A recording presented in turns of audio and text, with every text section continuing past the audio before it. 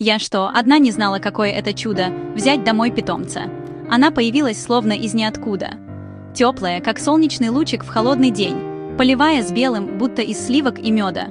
Я приходила к ней каждый день, смотрела, как она играет, замирает, прислушивается. Казалось, в ней целый мир. Мне было так интересно, о чем она думает. И тогда я поняла, я не хочу просто наблюдать со стороны. Я хотела быть с ней. Добро пожаловать домой, Хани. Ты больше не просто мысль. Ты моя семья. Раньше я думала, что хочу понять, о чем думают кошки.